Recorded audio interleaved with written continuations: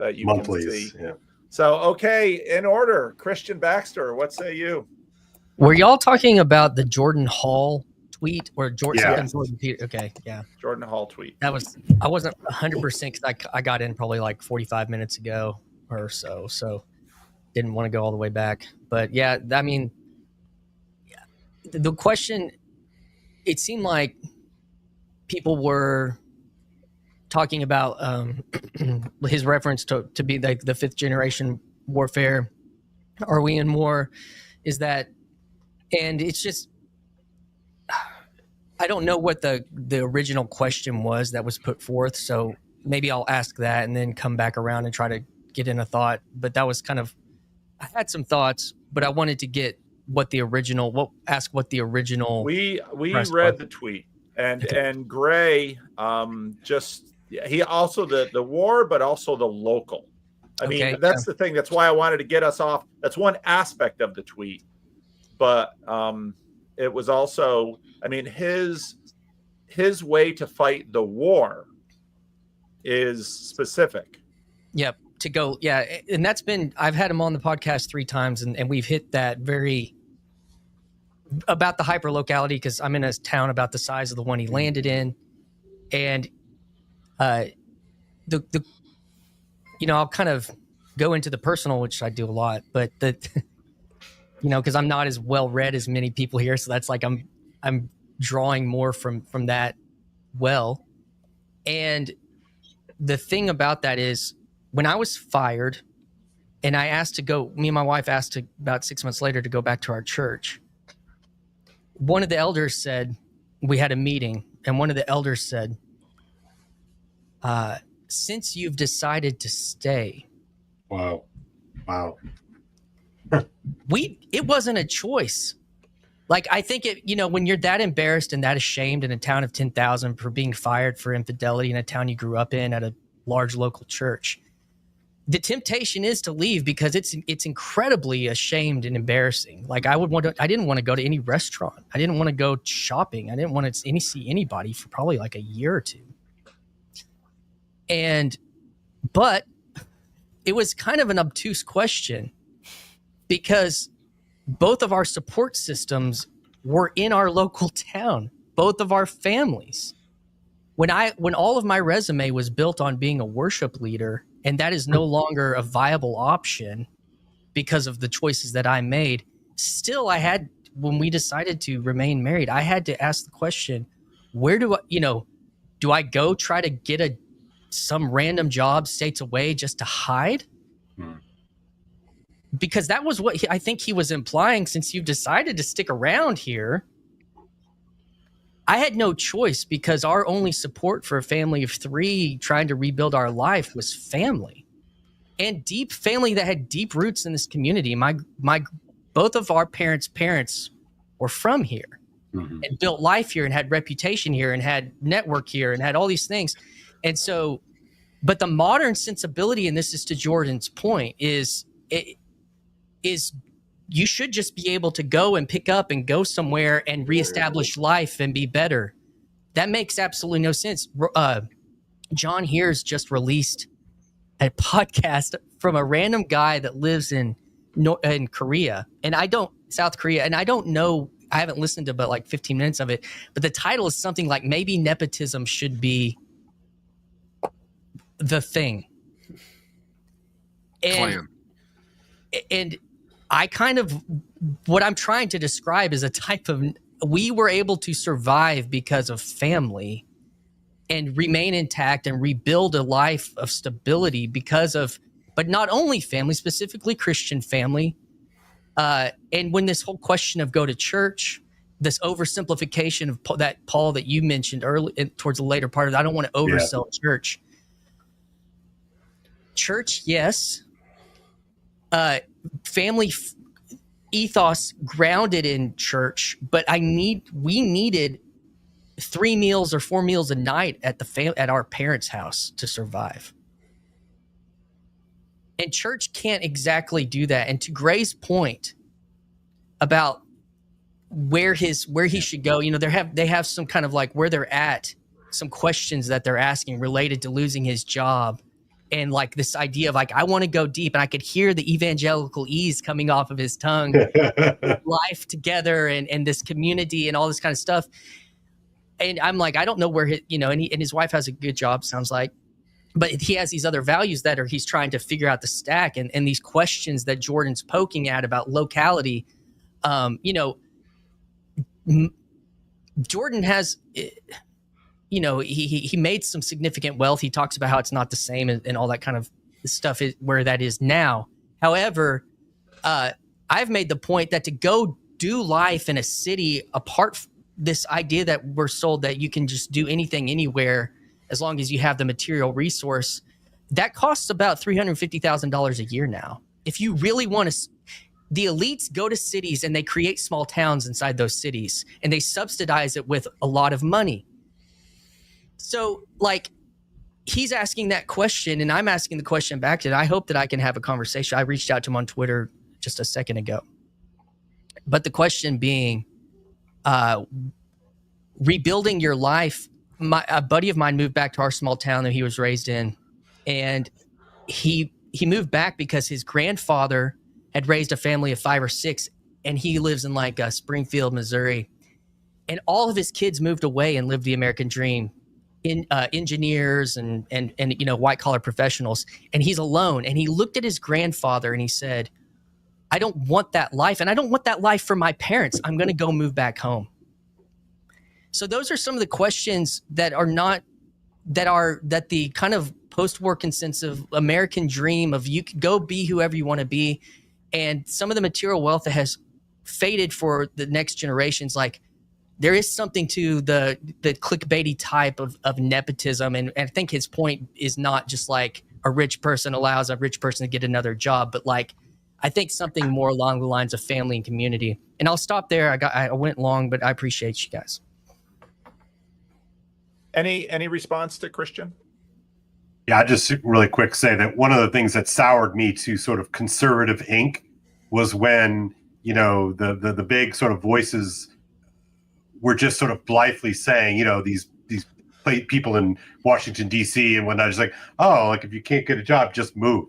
And it was just this complete ignorance and ignorance of the need for locality as part of human flourishing. So I love the fact that you said, screw it, I'm staying. So I love it. Anything that's an antidote to the thinky talky. Can't hear you, Rod. Speaking to that mic. Can you hear me? Yeah. Anything that's an antidote to the thinky talky. So thanks for bringing it, Christian. Yeah. And it's, again, Paul Renee's, he's looking for, there's these interesting trade-offs with the village. I mean, Paul Renee talks about the fact that villages are being torn apart and just absorbed by cities, and that's true. Yeah. But you and your wife, to one degree or another, had parents that could be relied upon. And I'll tell you, if you go back and watch through Phil Nicholson, when he found the corner, he watched through every Rando's conversation that I had done by that. There were hundreds by that point. But if you go through those conversations, what you will hear is divorce, divorce, divorce, divorce, divorce. And so often people in their, it's almost a, so often people, when they marry, what is one of the things beneath the waterline that they're trying to do? They're trying to fix their parents' marriage in their marriage. And they're, this domicide, we're looking for home, Hebrews 11. So yeah, all those are there. And so the irony is that I'm sure at a point, Christian, you would have loved to have fled. You would have, and many people do.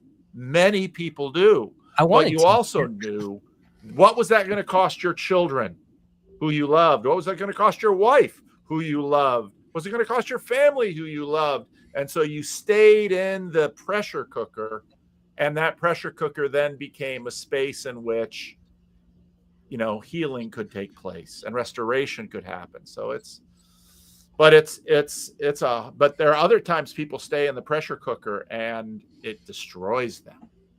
Yeah. So, no, true. All right, Sam.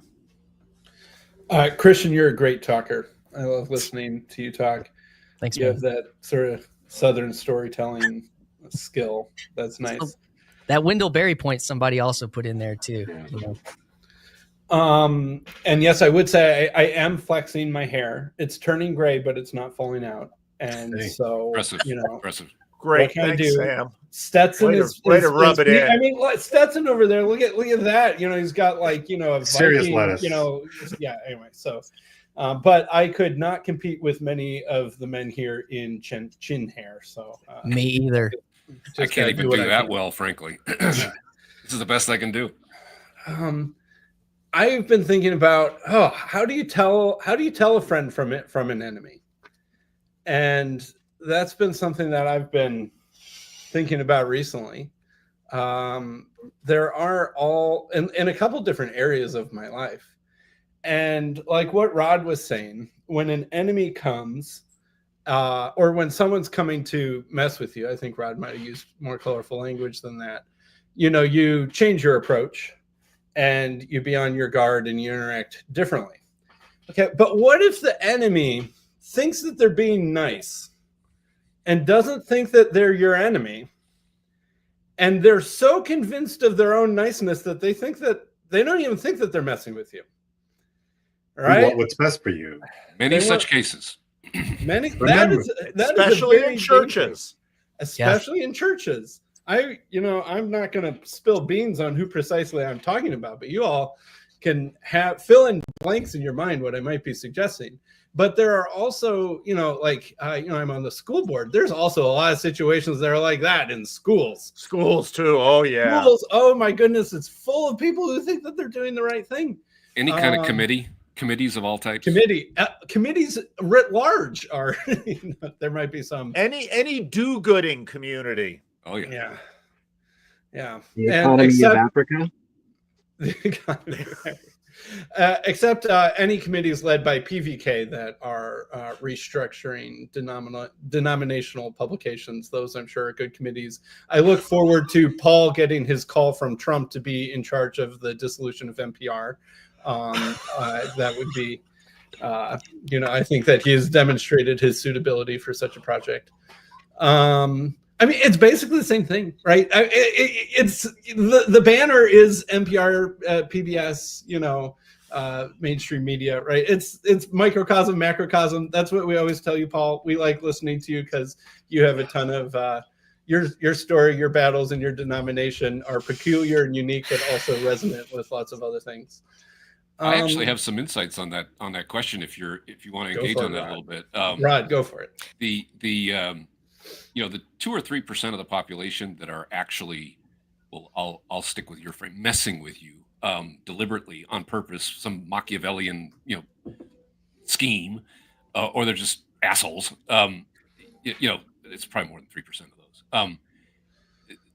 The comment I made was actually more for the people you're talking about, actually, because they're way more plentiful, right? You will encounter them almost everywhere you go, and so. I'm glad you brought that up, because that is a nuance that I had skipped over. That's actually really important. And that, basically requires you to be dealing with people who are self-aware enough to know what their actual motivations are. And they often aren't. So the way I tend to approach that kind of situation is I try to essentially discern what I think their motivations are, even if they don't know what they are. Right. Yeah. And then basically operate with that in mind. But then you can get a little paranoid, a little delusional. That's a temptation with going too far in that direction, is that you can misattribute malevolence to them in a way that is hypersensitive, not fair, those sorts of things. If you go too far in that direction and all these people think they're nice, but secretly they're really out to get me, and I know the truth, right? You can get that too far in that direction is paranoia. Totally agree. What I would say is that I don't assume malevolence. In other words, they may be messing with me and whatever it is that I care about, but that doesn't mean necessarily that if I were them, I wouldn't be doing the same thing, right? So in other words, I don't attribute malevolence. I just try to understand where they're coming from, even if it is completely contrary to whatever it is that I care about or whatever I'm trying to accomplish, right? So I don't need to attribute evil or bad intentions to them. I can just say, this person's clearly trying to undermine or trying to manipulate or trying to, they're doing something. They're playing some game, right? And why are they doing that? And if I can put myself in their shoes and try to understand where they're coming from, and as I said, perhaps imagine the possibility that if I were them, I would do the same thing, right? Then so it's more navigating. It's more, right? It's more just trying to, and because if someone is actually out to get you, try to avoid them if you can. Basically, that's my position. Unless if you're forced to defend yourself or something or someone you care about, well, then you're going to have to. But if you don't have to, try to avoid them. Can I just interrupt with a quick comment on localism, which is that my neighbor texted me to say she wants to borrow an onion. So I'm going to go get her an onion. Bye, everybody. I don't think she'll give it back, Laura. You're not going to get that onion back. We're losing the one woman. Faithful are the wounds of a friend. And Laura, part of recognizing that in this culture of niceness, that there is actual evil in the world. Like that's a little bit of the that Hitler is not the only level of evil. To take it back to the post-war, like that there is real, and that's a hard thing. Our culture has kind of wanted to, this word nice. We've wanted to sanitize, like, I think it is proper to approach every situation with that there is like a, good intent, with that there is good intent, but sometimes the only way to see that is pattern of behavior over the course of time is something that sometimes the only way you can recognize ill intent. All right, Sam, was that the bulk of your point, or were those ancillary comments leading up to something? Oh, I don't know. You asked for this running student for this school committee. I mean, you. Yeah, I mean, but part of it is that I joined the school board because I knew that there were battles that needed to be fought, and that's part of it, and that it's the local thing. But I mean, what Christian Baxter said was like that there are elite towns and elite cities. Like Cale's been to my basement; he knows where I live. I live in one of those towns in one of the elite cities where everything is fine. Like my kids. Like my oldest daughter is a rising second grader. Everyone in her class comes from an intact household. Every single kid in the class has 2 married parents, and I think are almost always their biological parents. And that divorce is rare. I know some marriages that are, testing it at the moment. We'll see. And, parents of second graders are young, and so there's still time for stuff to happen. But I mean, it really is the 1950s. There are a huge number of the households have single incomes, right? Like a weird thing is the higher you get on the income distribution, the more likely you are to find single income households.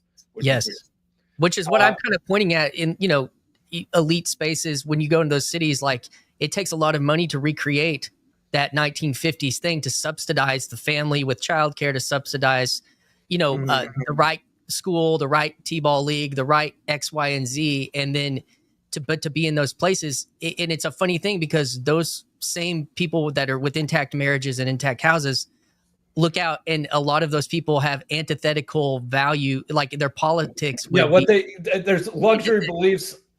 Luxury beliefs abound.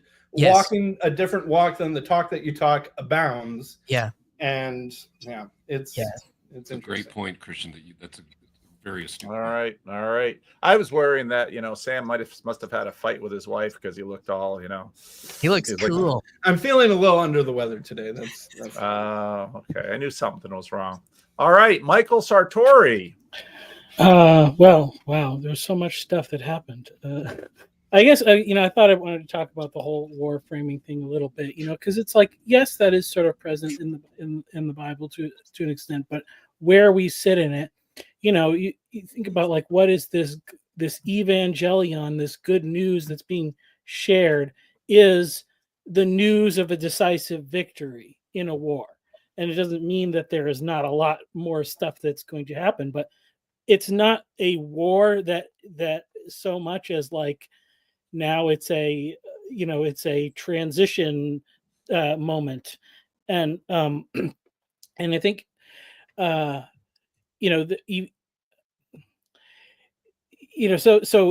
it's yes, it is a militant mindset in some ways. There is a sacrificial aspect of it. And I think that on the one hand, you might be called to move around or whatever, like, like there is those elements of sacrifice. It doesn't mean that it doesn't mean that, like, the way that we now do the whole like move around thing and live as like isolated individuals or isolated nuclear families doesn't have a lot of problems with it. But there is the possibility in the kingdom of God and in the church that it should be that those things that we give up can be replaced. Part of that is that we need to be responsible for caring for others. So, I say, like, between my wife and I, we've always had the conviction to a certain extent that, like, we had to change compared to before we had kids. We're both working for a church full time anymore and making virtually no money. Like, we had to change some of that, but we were like, well, it's still important that we have to be involved in some way, because our kids need to see us making these sacrifices. And it's actually like, that's even what John Vervaeke talks about with those credibility enhancing displays. And so in that sense, it's like, okay, who's the family that doesn't have an extended family nearby? Can we help them with childcare? Can we help them with meals? Can we take some of these youth, and have them come over our house or hang out with them and stuff like that, and try to be present. And the thing is that it is a foolishness in a way. Like, that's, from our kids' perspective, it's like a kid observing their parents do this. It's like, it doesn't make sense. Like, why, like, mom and dad are always talking about how we can't go out to eat because money's tight, but then, like, we're inviting these other people over and we're buying pizza or whatever for them. Like, we're like it, and it's like it's this thing where it doesn't make sense, but that gives them the opportunity to, like, probe into it and deal with it. And I think the interesting thing that's happening now, maybe like on a more cultural level, is that we've just, a lot of, maybe the church hasn't realized how much of, like, the population in the middle is switching from the kind of intact extended network that could just have church as like a Sunday morning luxury, and is actually, like, moving into a place more like what you get in a lot of the poor churches. Because you go to the poorest church or whatever, the poorest neighborhood in your city, there's going to be so much love. It's not going to be a depressing place to be. And despite the fact that the people have the least, they give the most. And the disconnect is that, like, some of the people haven't realized that they're in that place of need. They don't know where to go. Some of the churches don't realize that they need to start meeting some of those needs because just of how things have changed. But we have a lot of resources and tools at our disposal for figuring this stuff out. So, all right, I'm optimistic. Any responses to Michael? What you say about the poor churches is true. And, Jesus points to that people, and I've seen that with homeless people, that some of the most generous people I know are homeless people. It's ironic. And I remember, one guy who I knew quite well, he always had problems with his ATM card because he'd keep giving his ATM card, and I'm not giving too much away, but his PIN was 1, 2, 3, 4. And then he'd say, Pastor Paul, I don't have any money in my account. I said, well, did you give your card to someone? Well, yeah. And yet at the same time, they were at war sometimes. I mean, they're really interesting trade-offs when you look at poverty, and it's a fascinating thing. So good point. I think one of the things related to what the larger conversation has to do with the question between this localism and then like elite institutions and those kind of conversations have been happening, and like the power of that local stability or the love that's felt in that poor church or something like that in that community. And then what do you do with these institutions that how are they built? Like how are they? It's not just that they exist and they are elite. That doesn't just go across time with like, what were they built on? Were they built on really strong, church institutions and civic institutions that were built on these families, like this kind of subsidiary that I think that, my father told me this story not too long ago. My grandfather ran a manganese mine in a small town in Northeast Arkansas, and then he sold it after the war. And there were people whose jobs were tied to that. In his little town of a couple hundred people. And my dad told me that my grandfather kept paying the salary of two guys till they died. And those, one of them maybe was a town drunk, and the other one was, and they might show up to church sometimes, and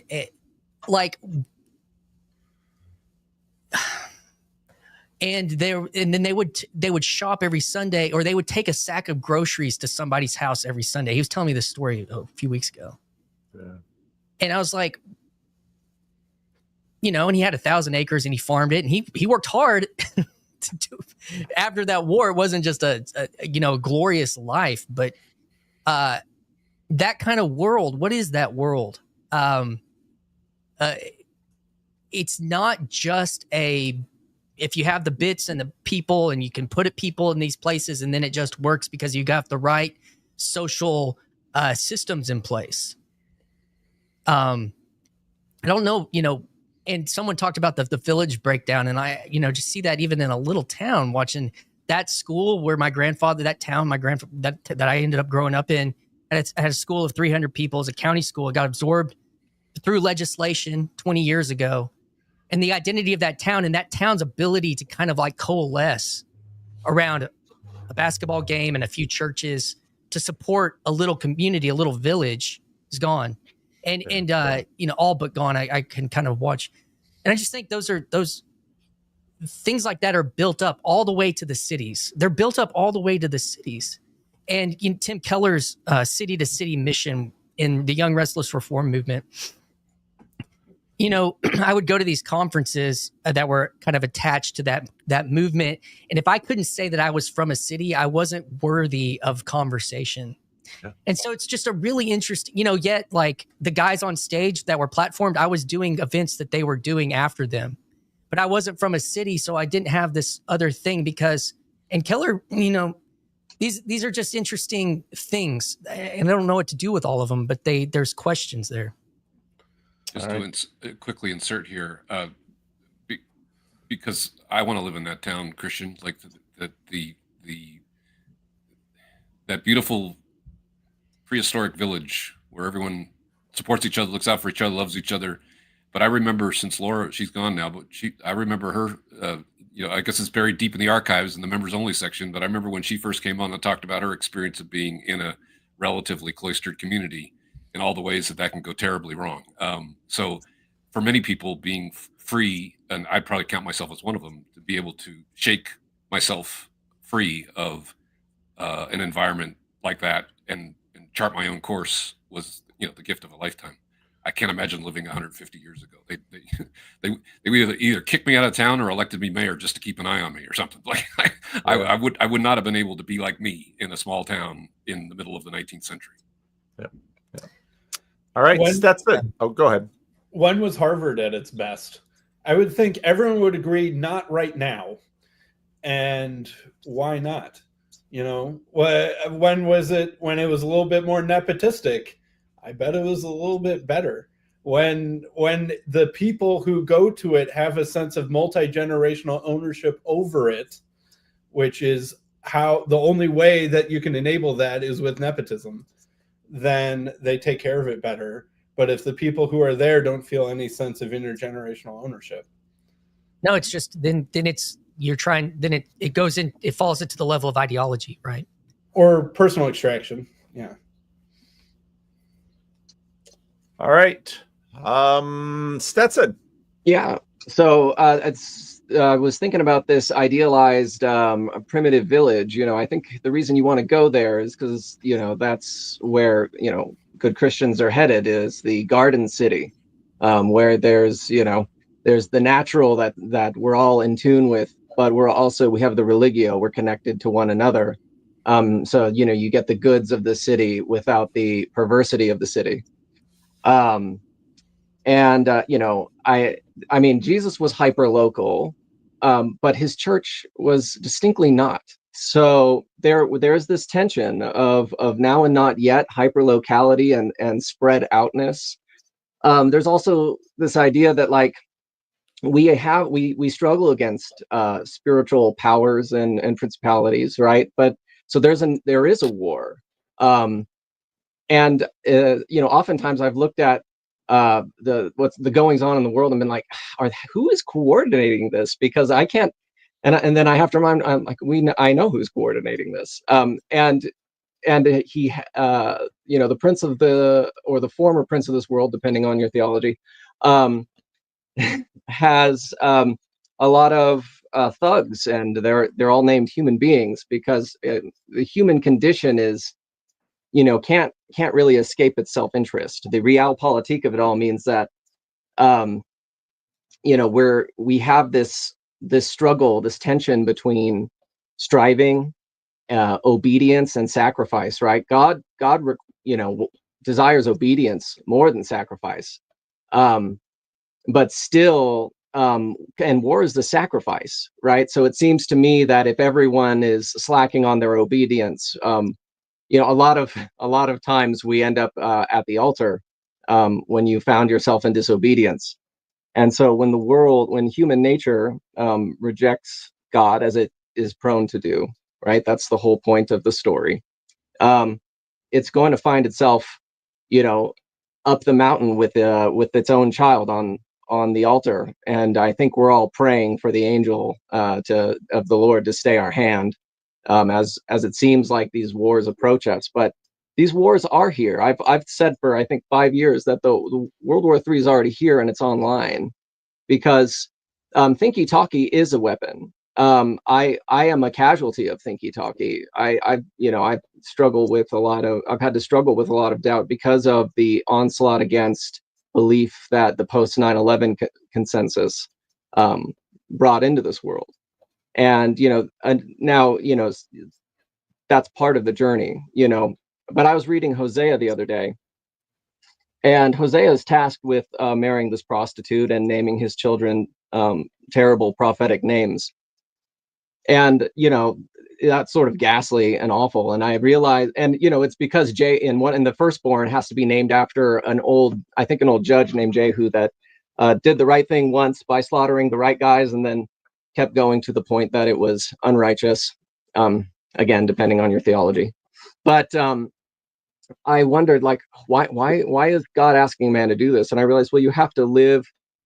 God wants lovers, and he wants people to relate to, and you have to live the prophecy that you bring for the Lord. And so he was made to feel what the Lord feels about Israel.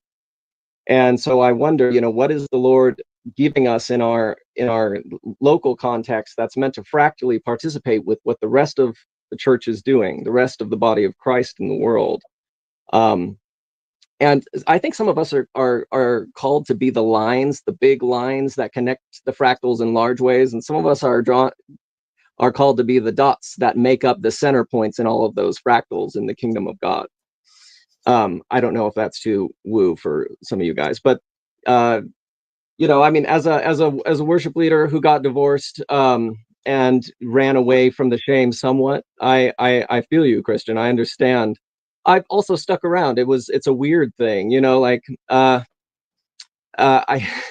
I only half ran away, and the second, I thought maybe God was calling me back, I tried to show up, but the OCD it complicated that whole process.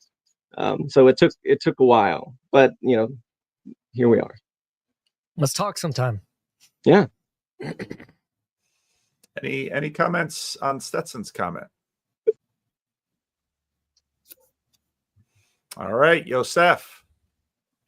So this, not that I didn't have comments on some of the others, I was just waiting my turn because I've just been listening and not wanting to jump the gun here. So I mean, a lot of what's going on here is to Stetson's point, there's this like idealized primitive village. There's this kind of very reductive vision of what war means. I would say also with this in the movie, the beautiful Life is Beautiful. Sorry. Also like a very reductive and almost camp view of the Holocaust. And to me, there's just, I mean, this is what I was getting at in my comments, but I want to bring it together a little more because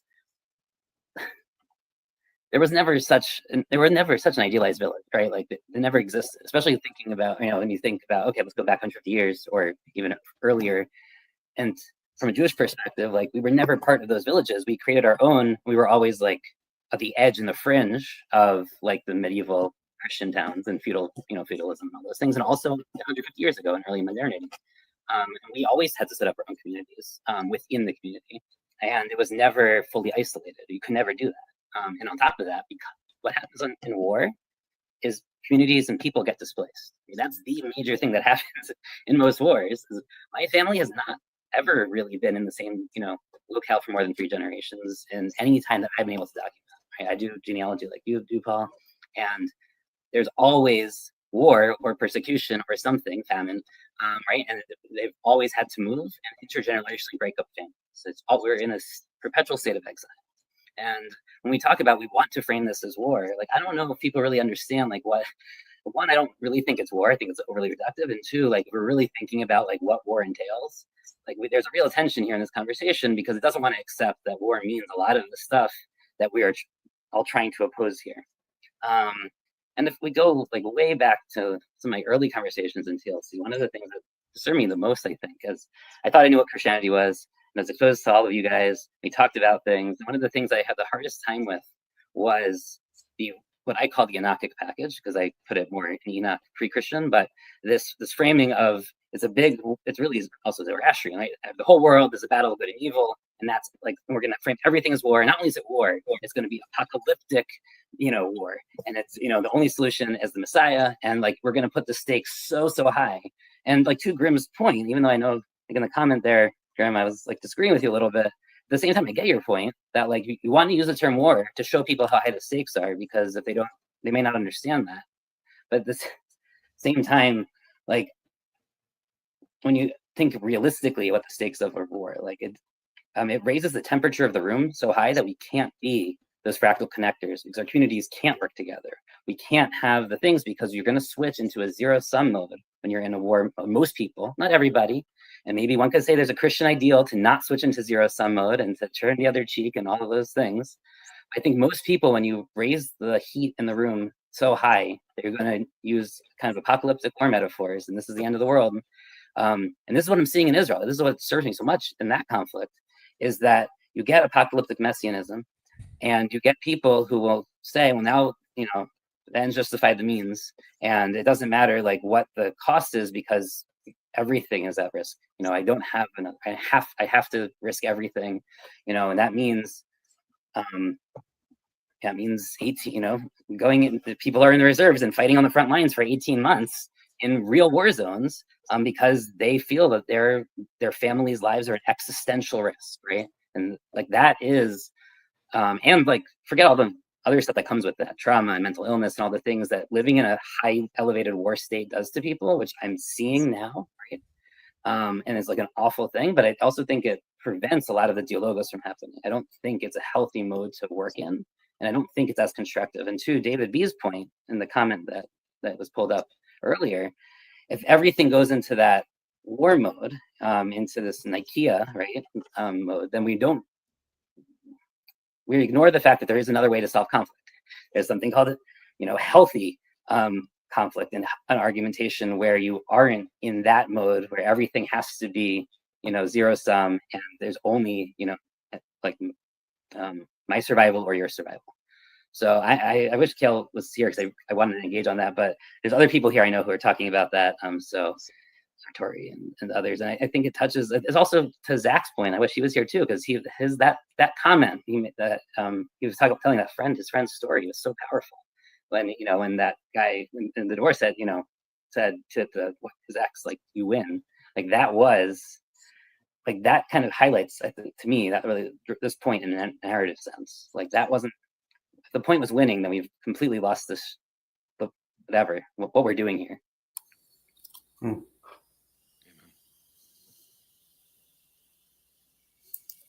Responses to Yosef. I mean, I certainly think that any Christian should be wary of, apocalyptic messianic spirits, because I mean that's sort of the spirit that had taken Judas and distracted him from the mission. I mean, I know that there's Jews in the chat, so just to say, from the Christian perspective, it's like if you get caught up in the eschaton, if you get caught up in obsessing about the eschaton and the particular physical manifestations of it, you might just find yourself like Pontius Pilate, in the way that Ron didn't want to be, which is like, hey, I don't want to accidentally be condemning the wrong man here, and so if you're going to take even a symbolic thing from Christ's ministry, is that the point is transcendent, and if you can remember that, you're in line to actually be able to receive the truth from the Most High. It's interesting, Yosef, that when you talked, you looked back to the medieval context of a European medieval context, but it seems that every civilizational religion has at some point some kind of idealized golden age, whether it's the Davidic Solomonic kingdom, and there's always, and so of course to say the really dangerous word of Zionism, which in some ways is about I caught a video the other day where basically someone was saying, Sam Harris is now a Zionist because of, I mean, it's these tensions are, they just scale. Just about every culture is going to have one. It might be the village, it might be the kingdom, it might be something or other, but almost every utopian and non-utopian vision just has to have an ideal. It just pulls at us, it seems. So I'm going to push back a little there.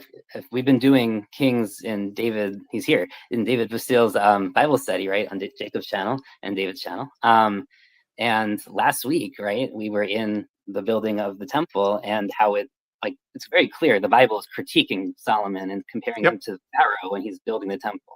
And I really don't think that was held. I mean, it was held up as a high point, but it was never the ideal. They saw that there was problems with it. But clearly, both the authors of Kings and Chronicles saw there's problems with it. They have different takes on the problem. But I don't really see it held up as an ideal in the same way that that some of these other things are being held up. Because I don't think anyone's trying to recreate that, right? I don't. And we can say Zionism might have an ideal, but it's not an ideal in the past insofar as there's never been what they're seeking. We can talk about whether it's good or bad, but they're seeking. But you can't critique an ideal unless you have an ideal. You can't critique an earthly ideal or a literary ideal unless you have an ideal to show how it's falling short.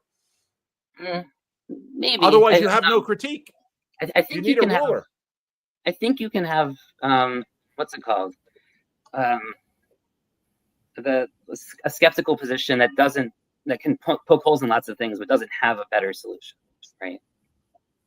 That is all of us, right? But just to notice the gap means we notice the gap. Sandy, you wanted to get in on this? You've been raising your hand. I don't know, or maybe not. Well, it's not my.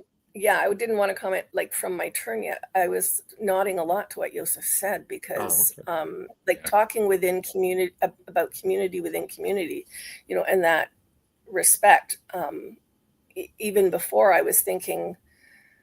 Part of the problem is a war is about a line in the sand, a boundary, a something, and now the last few comments to him have kind of, in my mind at least, taken it and kind of done that kind of rotation back to some kind of idea or ideology instead of just the line in the sand.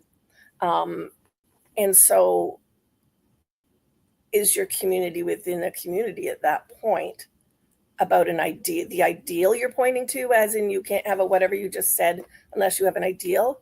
If I think of like all the way through some of the earlier talk, it was about family, divorce, suicide, failures, whether you stick it out and stay somewhere, whether you escape and leave. At one point, I dropped into the comments this thing about choice and freedom being a weird thing when we tried to discuss those two words together. And that might be leaning more into kind of my own area, but I'm hearing elements of all of those things in what Joseph said. And I want to know, like, are we reacting or responding to what he said, or are we again in an avoidance thing of taking it into some kind of theological or ideological, talky thing? Or are we actually hearing what he was pointing at, which was all the stuff up to, that his reaction, his responses, correct me if I'm way off from Joseph, like the thing about the Zionism, that only came in because of the term war at the end, as in this and this and this and this. Oh, and also we actually are dealing with a real, actual feet on the ground war right now. And within everything he said, we have to take that into account. And I've said similar to a few people recently online and in just conversations of how hard it is to take all of the stuff of life and the kinds of things that we're touching on here, all the difficulties, all those things that am I gonna plant my feet and stand here? What are my resources and supports if I stand here? Joseph's talking about community. My mind immediately flashes back to Chino. I needed to escape Friday night because of some of my own story stuff. And what did I do? I got Jacob stole me away to the Seder dinner that they went to with the Chabad rabbi. And gosh, it was probably only 5 or 6 kids, but I'm picturing like 25 kids all rolling around like puppies on the floor. Where do you find your comfort? What is your community? I don't have people. I look at something like that, a Jewish community within a community within a community, and that's what it reminds me of, is that place where there is just this abundance of life happening. And this, what so many of us would call chaos, and what so many of my friends would try to correct, and what would have absolutely have been smacked down in most of my family dinners or a number of church dinners I've been to if the kids get like that. But it was joy to the parents and joy to the grandparents and joy to the All right, I'm gonna close the stream at the top of the hour. I'm sorry, Joseph is touching those places. Sorry? I said, I got 3 people to get through to the top of the hour, and one of them's you. So. I don't have an hour on you're large screened. I'll shut up. So, hi, Paul. Thanks for hosting this today. I'm just thinking of C.S. Lewis and Learning During Wartime, which I would encourage everyone to read if you haven't. It's in the public domain. It probably takes 20 to 40 minutes. And he's addressing people who are studying during a real active war. And one of the things he says is that, in a sense, the Christian is always at war. But that our goal isn't to be panicked or to be constantly consumed by these things, but to keep our focus on Christ. And maybe it's a little self-indulgent, but I've had this image in my mind recently of a church I went to about a month ago. It's, as far as I know, the only pre-Vatican II Catholic church I've been in the U.S., even though it currently houses the Redeemer branch of City to City in Detroit. And you stand in the middle of it, and there's a marking on the floor. And the marking is also the distance where the from the floor to the ceiling is the greatest. And you look around there, and you just are so overwhelmed by what is brought into your eye at that point of focus. And I think of the people who made that. I could tell you the architect or the people who donated. And I think of that in contrast to like the Frank Lloyd Wright house that was in the Bear, which is both highly personal, but it's also completely cut out of any historical context. And I guess my thought is I want to keep my focus, I guess, towards the heavens. I think of Psalm, I believe 21. I mean, lift your eyes, and I think of that. And I guess, are we in a war? The short answer is I don't know. I mean, since we're always in war, but my thought is, if we're in a war, my savior will either draft me or keep me on the sideline, and I don't think I'll ultimately have too much to say about it. But I guess if the war directive is to find someone to love and to have children and to raise them in the way, I think that's actually a pretty good directive. And hopefully Chad doesn't find me calling him out too embarrassing, but I like that he changed his name. I think that's a very hopeful thought. Right. And I'll get out of here with that. All right. Thanks, Sam. Sandy, now I didn't know if you wanted to Yosef's point or you had another main point you wanted to make. I didn't really want to cut you off, but I want you to get your point in.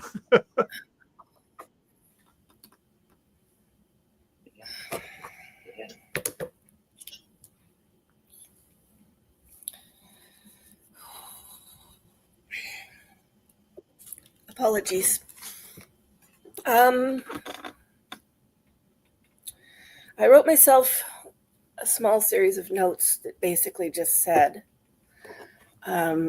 somebody mentioned, how do we help those who don't have family nearby? I look at that as incredibly important. How do we frame the ask? Like those of us who might need help, and do we ask? PTSD triggers, going for coffee and rocking chair. And the fact that I'm spending my day sorting clothes that need to go away. And then the final point I wrote down that is my reactions to the conversation today was steps that seem impotent. Will they really bring any change? And I'm asking myself all these questions, but I'll toss it out there as well. Can you refine the question for us a little bit more? Which one, or just the general? The general. There was a theme there. The general would probably be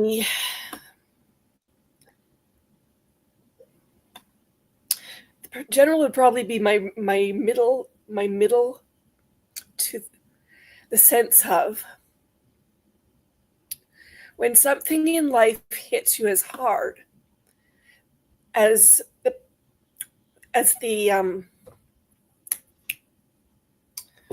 darn, I'm going to say post or preach. It's not that, the thing where they, at the beginning of the estuary, that thing that makes you pick one of them. When something hits and people relate to that, how do we frame the ask? How do we even dare to ask? I don't always. And in the course of that,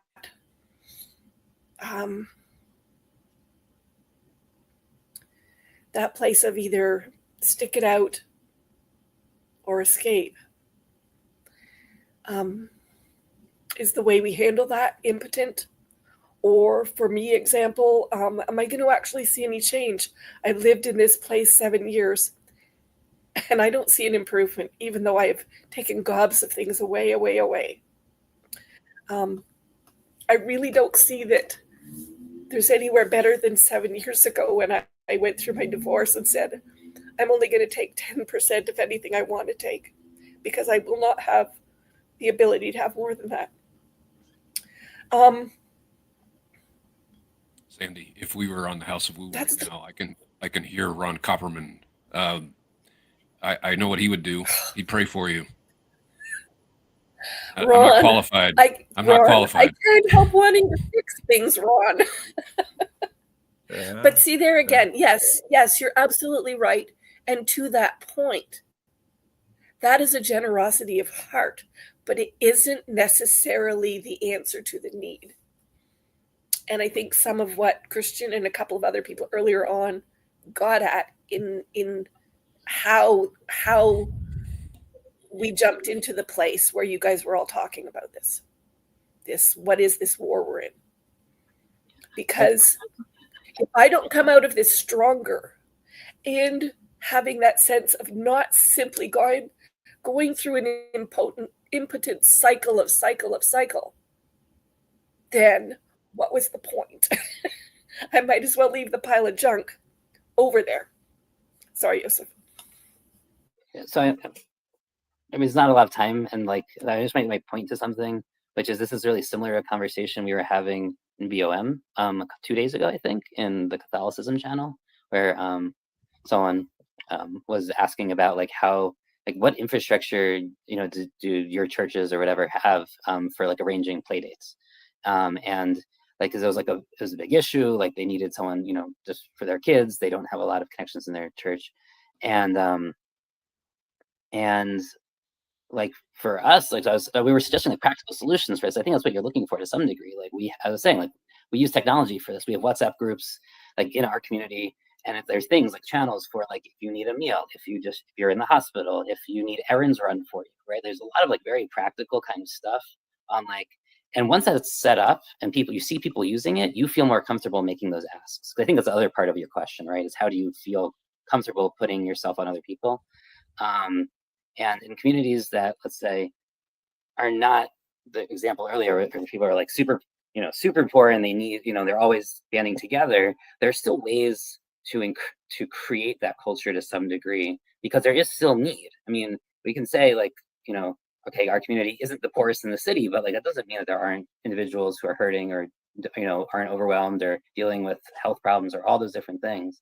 And I think that this is where, like, to me, technology really does have a solution, and it does help us like kind of coordinate, but not just coordinate, right?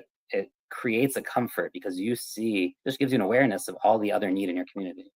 And I don't know if TLC can do that in a sense because it's not geographically co-located, right? Like we're not in the same place. Maybe to some degree it can do that, but like at a very kind of low level, like with funds maybe at most, but like I think you're asking a very practical question ultimately, even though it's kind of being raised at like a spiritual level. It's also a challenge, you know, when people knock on my office door, especially before the fence has really isolated me in a way, which isn't good, but the fence is another conversation. People would often come and they need money for gas, money for food, money for their electric bill, something like that. We helped a lot of people.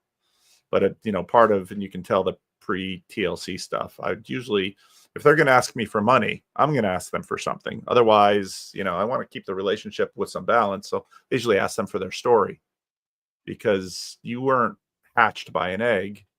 You were born into a family or a situation or to a mother or something like this. And why are you knocking on a stranger's door in need of this? And what has happened to the community around you? And one of the things that I've seen often when people have deconstructed and left the church, you know, sometimes they did so. I'm really sensitive to what Sam was saying about do-gooders. Sometimes people fled the do-gooders.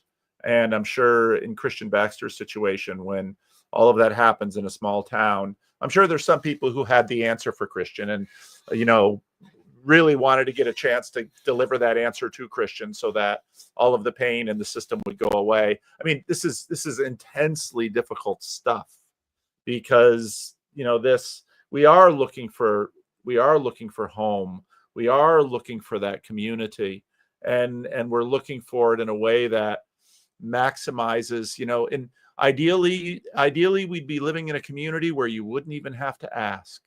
But then again, sometimes people are waiting in when you didn't ask, and it's like, I don't want that kind of help. Thank you very much. Oh, it's so tremendously difficult. It's so tremendously difficult. And it fractals. I mean, you work on it as a pastor. You're always working on this little community, and you work and you work and you work, and you never get it right. So no, I hear you, Sandy. I hear you. It's tough. It's tough. All right, David. And we can't hear you. I mean, poor David's been sitting there for a half hour. Can you hear me? There we go. Oh. Why does Canada have such bad internet? What's wrong with you people up there? Is it poverty? We still can't hear you. We had it first. Am I heard now? Yeah. Very echoey. Oh, okay. What is going on? We've been recording music. I guess I'm a no then. Oh, we hear you now. Go ahead. And okay, awesome. I was reflecting on what Joseph was saying before, and I'm wondering about a theology that I feel I didn't learn until I went to Bible college, but is all over Scripture, where like James starts his letter by saying to the tribes in exile, and a lot of our war metaphor seems to be tied to the idea that we are settled in the land and not that we are in exile, trying to make things work within that context, where we're stuck in the wilderness somewhere trying to make these things work. We're trying to build a community in that kind of a sense. And that the notion of being stuck as we're going kind of has come to me a couple of times.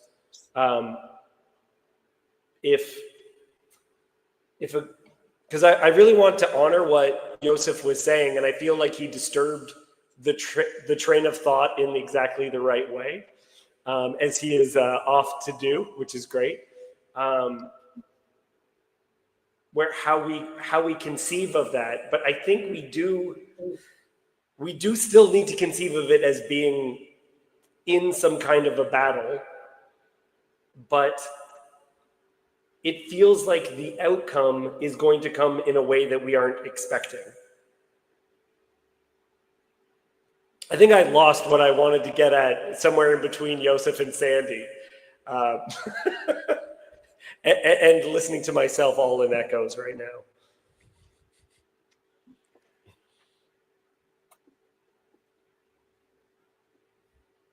Was that DoorDash delivering your lunch? Yeah.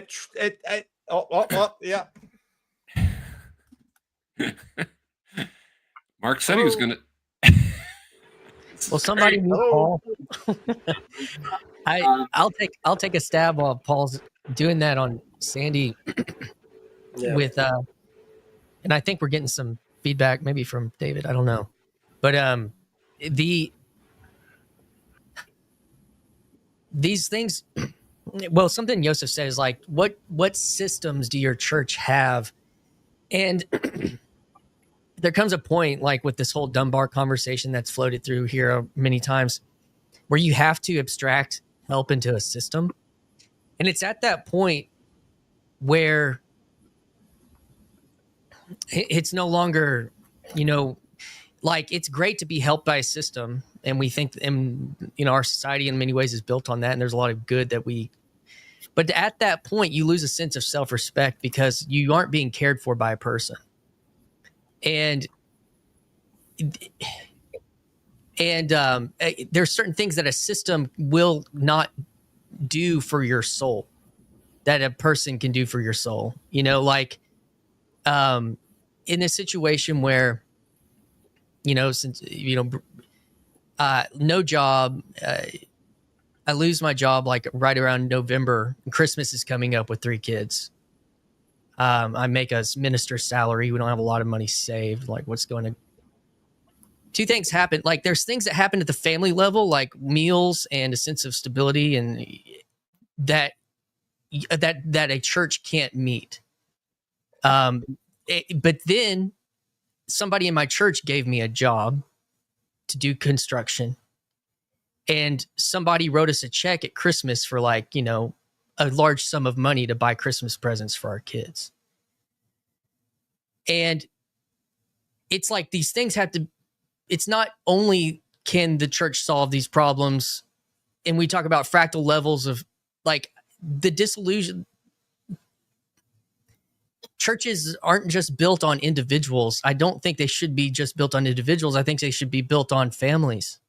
And of course, there's this big critique of like the worship of the nuclear family in the evangelical church and all this kind of stuff.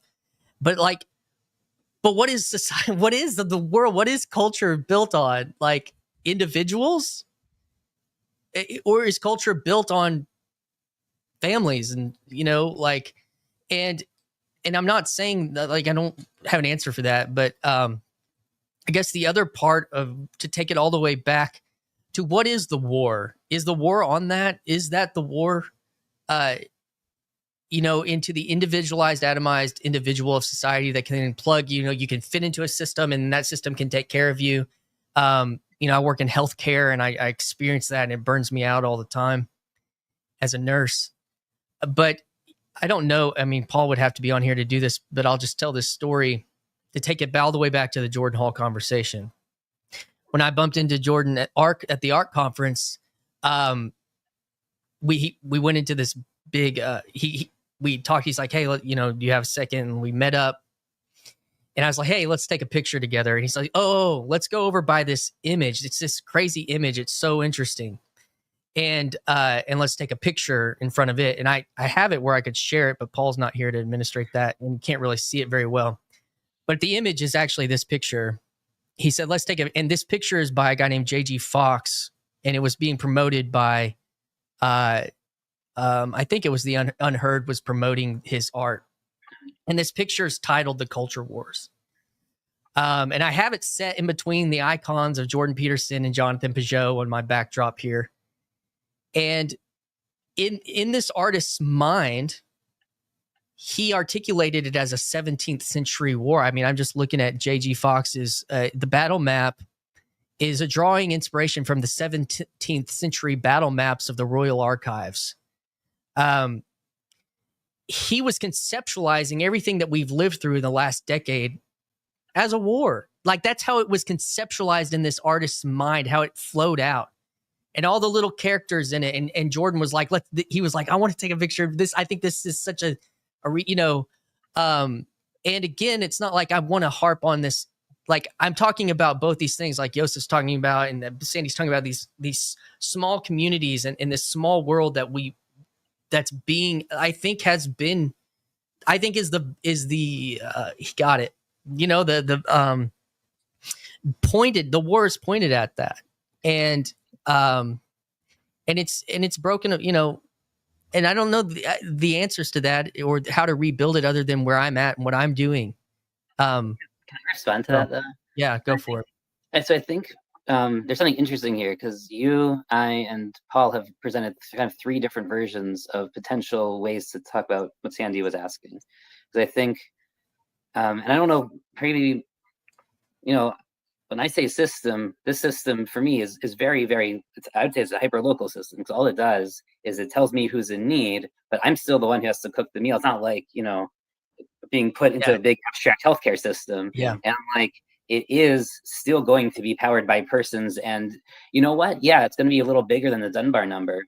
Maybe, you know, maybe it amplifies our ability to connect to people, but not to the scale where it becomes depersonalized. And I think there is a question of like different types of scale versus like hyper-local, local, kind of regional. And I do think there is a space in between there that we could talk about that. But with Paul, no, he's okay. Doesn't want us watching me eating, I guess.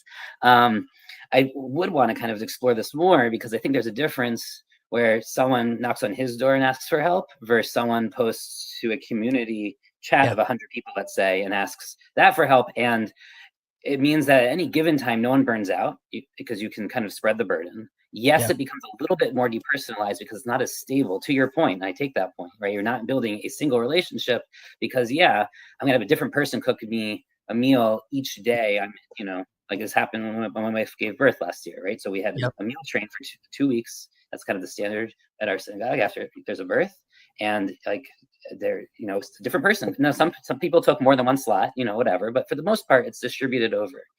And no one's has to. It's all volunteer. Like there's no like strong expectation even. We don't have to like pressure people into being part. It's just like there's expectation that if you, let's say, you don't work as much as other people, you have more time in your hands, or whatever it is, then maybe you'll do stuff, but you don't have to. There's not like a strong pressure. And I think there's a balance here, but I would be curious to talk about like centralization versus distributing. And like there is, and to your point about like, do you lose some of that personal relationship because it is distributed over multiple people, or does it give more people the opportunity to know what's going on? And like, maybe one of them will step up and write you that big check because most people can't afford it, but like that person has heard what's going on and they wouldn't have otherwise. And they're not necessarily going to post it like on the chat saying, and you're not going to necessarily ask for it on that chat, right? But they'll just know you're hurting. Even things like just coming over and like spending time with someone who's like been sick and hasn't been able to leave the house, right? But people don't necessarily post that. They'll just say like, hey, say prayers for me because I've been sick, whatever. And then someone will DM them within this and say like, hey, do you want someone to come over? And like, I think there is a place, and I don't want to depersonalize, but I do think there is a place for this that doesn't make it like an abstract system. But we could talk about centralization. I think that's important. He left and Paul is in here and it didn't close. Who else is going to talk? Looks like we got. Oh, what happened? Good. Well, Alan's joined. Alan, you can talk. Alan. Hey guys. Hey Yosef. What's up, Sandy and Stetson? I don't think we've met, and Rod, we've met. Hey guys. Yeah, I mean, to that note, directly off of Yosef, I would say though that like we need to get past sort of like it's either all individual or all top down, like it's obviously reciprocal. It's obviously like to add on to Yosef's point, because I agree with him. Yes, it's individual in that like someone's got to actually do the mashing of the potatoes and someone has to put the water on the stove, and obviously, but also at the same time, the cultural expectations and the support that you get, and even just someone saying like, oh, I'll teach you how to make macaroni and cheese so that you can help someone, that makes it possible to actually open the door to start helping. So that like cultural knowledge that someone had the like willingness to like come down and help you and integrate you into this community. There's also the individual of like, then you actually have to go and do it. So it's like, it's always navigating between all of these elements, the higher and the lower, and the family and the community and the state and the government. And so, I just think that when people say, oh, it's all individualist, I think that's just, we've leaned into individualism and broken down a lot of those like traditional structures by like, oh, I left my hometown and, there's no such thing as a shotgun wedding anymore, like you can knock a girl up and then just leave, like that just doesn't exist. So, so just to add on to what exactly was being talked about, is just like, we need to move past like, it's 100% individualistic or it's 100% the tribe. There is no me. It is just the tribe. It's like, no, like that just doesn't exist anywhere at any time, even in tribal societies. And this, that's what I was trying to gesture at when I said it's fractal, right? It starts with an individual, but that's what you need to make a family. And really, family, like an individual, isn't really the basis of society, right? Because even at least the image of a triune God at least is not an individual. So the origin of love, the thing that holds any society together, right, is already kind of this being of infinite depth and everything essentially, but that any government that would seek to undermine the family seeks to undermine its own basis and won't survive. But I think from what I've seen in my life, people provide for my family. Comes from car repair, and my whole life known that there's a board that they of names where, it's like, all right, how much have I given away in car repair? Because people, that's a big thing. If you're really down on your luck and then your car goes, that's like a death sentence for most people in our society, because you got to get to work, you got to get your kids, etc. And so, sometimes just, walking into, if the guy in your church who owns a car repair shop, I'm sometimes, if you tell them what's up, you'd be surprised, but sometimes that requires the humility of being able to tell people your story. And sometimes we're not emotionally prepared for that. And so that's why you got to start, I think, in the transcendent, in the thinky talky space, to get to that level of humility where you can know, first of all, what you really need help with. And then two, to have the humility to go ask for it from the right people, and the wisdom to know who those right people are. But how much does that humility obviate a war mentality? Because the whole thing earlier about whether it's ideological or more aligned in the sand, identity based, like if you're coming at this from humility, then you generally can't really wage war in the sense of like zero sumness, and like, you can have healthy argument maybe, like where you can, like, but you can't be so sure of your side that you can wage proper war, I would say.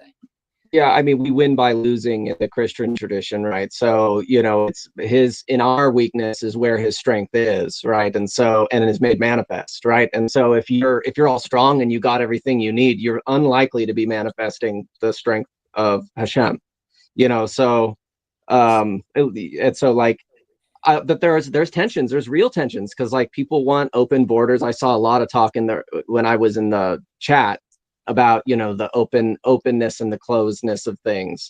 But I also know, and I'm not somebody, like, I know that the open borders, like I live in California, all that stuff is a big deal here. And for me, when I know, because I worked in politics for a while, and I've worked in peacekeeping, not exactly law enforcement, but the stuff that comes over the borders, it's not just innocent people. It's all the drugs that kill the people. It's all the weapons that the enemy wants to use, that are the various enemies want to use to destroy. And then some of those aren't even meant as weapons. They're meant, it's the human self-interest. We're all, we can all serve as thugs of Ha-Satan if we allow our self-interest to take over. So it's like, well, I want to do the nice thing and let everyone in, but if I let everyone in, I'm going to increase how many people die of drug overdoses, how many people end up in, pornography or prostitution, or people are, you're supplying the means for evil people, but it's like, well, so does buying an iMac, that also supplies, participates in what is below, right? And so this is the tension of life, I think. But I think that, so it's like, yeah, there's shalom and there's war, and the war is in spiritual places, at least for the Christian.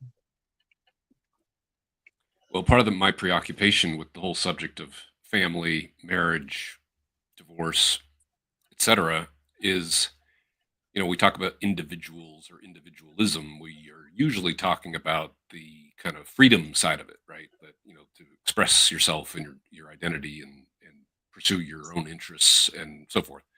But the other side of that is the sheer vulnerability of being an individual.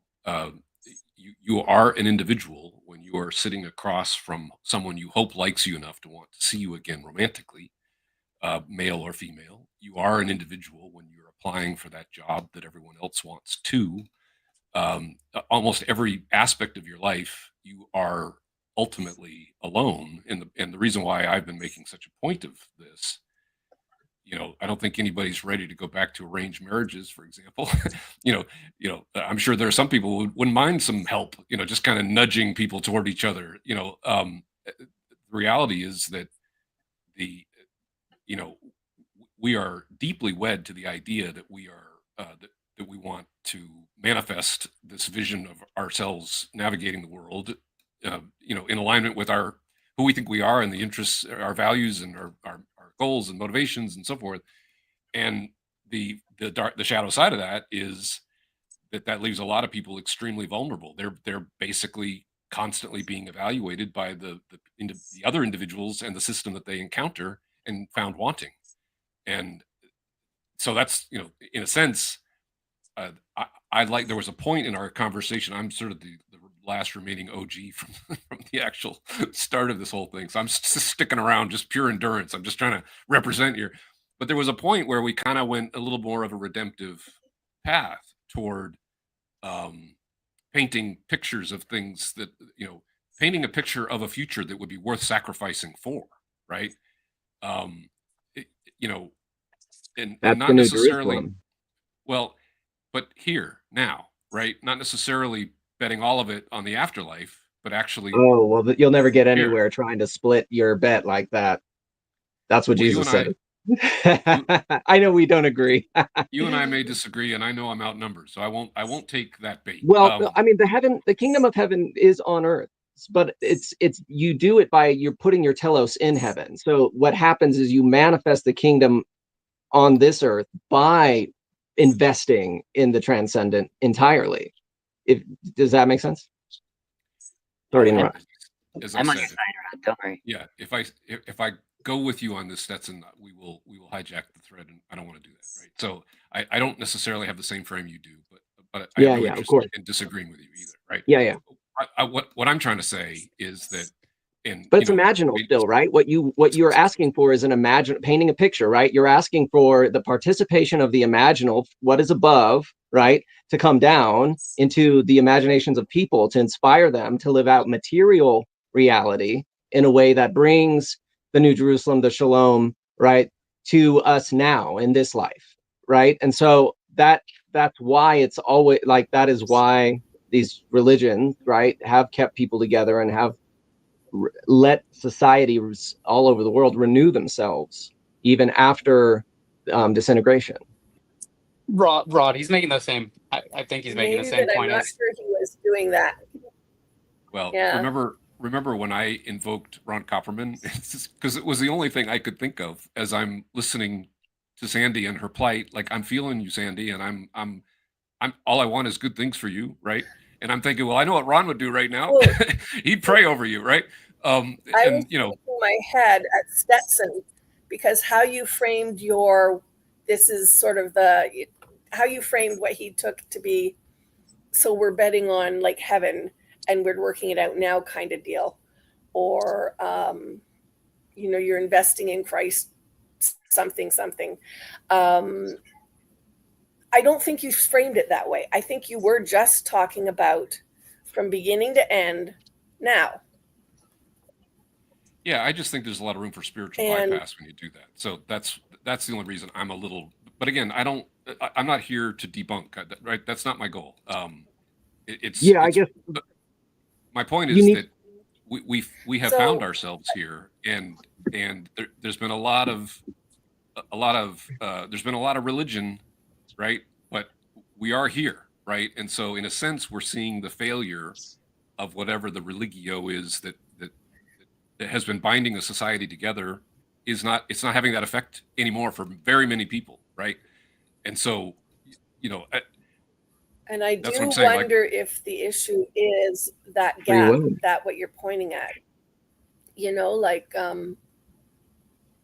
I do. Like I'm hanging out. I'm listening to Joseph. I'm hanging out with the Noahide crowd, which says, "Hey, people have been doing this long before God established Israel, and definitely long before He established Christianity, and the principles were still in place. There was still laws by which you walk. They don't go around murdering people. Don't steal from your. There's the whole long list of how do you lead a good life? How do you follow that sense of framework by which laws will describe the way we do all this really well. So, I mean, I hear you.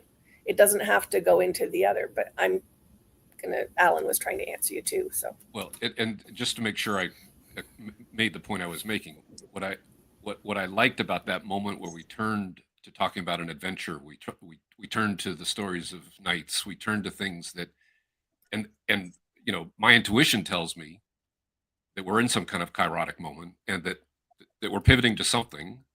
And the degree to which I continue to participate here is my sense that this is the kind of body that might actually participate in this, right? Where we're starting to tell stories that that make us once again optimistic about the future and willing to make the sacrifices necessary to invest in each other, to care about each other. You know, as the way I feel like is when you have a healthy culture, when young men and young women are snapping together like magnets, instead of what it is now where the magnets are flipped and they're avoiding each other like the plague, and there's just deep hostility and resentment, and you have a culture that's in decay when that's happening, right? So that's why that's my preoccupation, is because in a sense, I think everything begins there. It's like the tectonic plates that are shifting under our feet are this misalignment of interest between men and women, and everybody's going into their respective corners, and they're ready for battle, and so that's my primary concern. I think it's the self-interest, it's the human condition, and that's what the kingdom of heaven, even as only an aspiration, even if it were never made material or manifest, right? The kingdom of heaven is the psychotechnology by which people get over themselves, right? And modernity that we have is all about loving yourself to the point of harming others, right? We all have, like, the technology I'm doing this on right now was made by slaves. That's disgusting.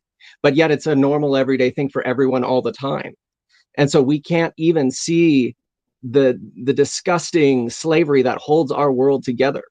And we pretend it's normal because self-interest has been so normalized, self-love has been so normalized that it just, so what you're asking for, you're saying, and I'm trying to, let me put it in Viveki terms, like, we want to perform, like there is an imaginal reality that we want to perform so that we can bring about, right, some of the goods of that imaginal reality into our physical space. And so and you can only, and really it requires, to make community, to make love, you have to have a denial of self. It's not going to happen without that. And so you have to inspire people, like the painting you were referencing. You need to inspire people with a vision that helps them release their self-love enough to be able to share their love with the people around them at the very least. And a lot of people, this is what why the religio has a transcendent element in almost every case, right? Because you need to get outside of yourself. But if you're, at the end of the day, it's like, well, I don't have enough treats and enough comforts. Well, yeah, you're never gonna be happy, and it's never gonna heal, I think. Mark, were you gonna chime in here? Yeah, let's see. Oh, okay. If you tune into the House of Woo or anything on my channel, oftentimes I do bring up a lot of this self-awareness of, or try to promote self-awareness regarding the conditions under which we operate as a civilization. But we're not better than Jesus and Paul, and they used Roman roads to travel and spread the gospel. So you just got to own the fact that we're living in the realm of wheats and tares. There is suffering, and even say you go buy a chocolate bar, your average Hershey's is probably, it's a gamble whether or not that particular Hershey bar was produced with chocolate harvested by child slaves. On the other hand, if there was some magical way we could ban slave chocolate from the marketplace, thousands of those children simply die prematurely. Their condition of slavery is actually keeping them alive long enough for some of them to possibly rise beyond it. Now, you guys really, this has been a terrific conversation. I'm so happy I stuck with it and listened, because you really helped me understand something I've been wrestling with for the last few weeks. And it comes down to what you described about the challenge with regard just about immigration, choosing this or that. And it's really that ethics metaphor that philosophers talk about the railway. The train is on the tracks and is approaching a switch. And if you pull the switch, you're going to save 10 people. And if you don't pull the switch, you're guaranteed to kill 2. And your hand is on the switch, and you've got to choose. The train is on the tracks, and that's going to go one direction or the other, and the choice is yours, right? And that's very much the worldly problem we're in. with regard to trying to do good in the world. And Rod dropped the bomb on me when I realized, wait a second, Jesus is the one means by which, and then I'm going to bring the woo in and religion and Christianity. Jesus is the one means by which we don't have to play that game. Or in a sense, you could say we can even understand that as we play that game, we're above and beyond it. Just as I said, the gospel is spread on the roads built by slaves in the Roman Empire. So I plan to play with that some more, but it's a new, that turned on the light for me. I know I didn't quite land the plane or tie the bow nicely for everybody, but I really appreciate you guys. It was a very good conversation. Well, since you're here, Mark, I was going to, because I really do need to get going, and I will. There are so many ways you can get me like in way over my head, each of it and every one of you. So I tend to avoid those. But you got me going to my Bible twice on that live stream you did, Mark, and one from the New Testament I already quoted, and one from the Old Testament. When either right near or when you signed off, you said, "Well, here's what I'm going to, meaning you, I'm going to lean into Micah 6:8, right? And he says, He has shown you, O mortal, what is good. And what does the Lord require of you? To act justly, and to love mercy, and to walk humbly with your God." And I thought, a nice way to end at least where the conversation began, the whole subject of war and power and all of the things, right? Divorce and suicide and heavy, heavy, heavy subjects. But I thought, that is a beautiful verse. I've heard it. Like it was back there somewhere in the memory banks because it came back, right? It was like that with me too. Yeah. Yeah. It's a beautiful verse. But when it lands, doesn't it? It's like, yes, you can actually hang your hat on that. Don't you think, Rod? At some level. And it was a nice way for me to, to sum up what I was trying to say and then bow out. It's nice hanging out with you guys for a while and try to keep, don't go too hard into the immigration stuff. Don't, don't get too political because Paul's not here to fix it. I got about to. You guys have a good day. Thank you all. Rod, you can never get, thank you. You can never get too political for me. I answered a phone in a congressman's office. I've heard it all. There's not a political barb that someone could fire at me that could flap me, truly. I've tried to work for both sides. So, I'm a centrist through and through. I'm a non-denom centrist. I'm just an amorphous creature out here. Okay. Alan, did you want to say something? I think you've been trying to get it in here. No, just listening to the conversation is good. Okay. But I do think that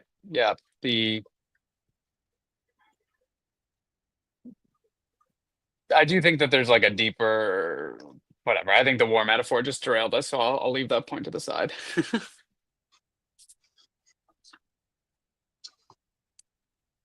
Okay. Joseph is diligently typing something. I'm working at the same time. Sorry. Joseph is probably working. Oh.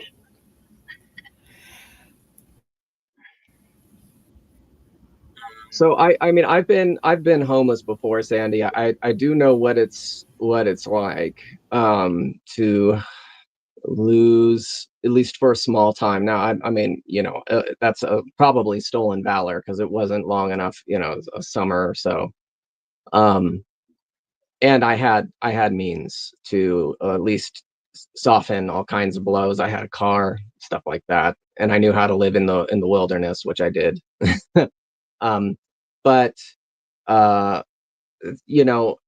I don't, I wish I could say that's like, oh well, there's a solution to this problem other than a bunch of people being selfless and obedient,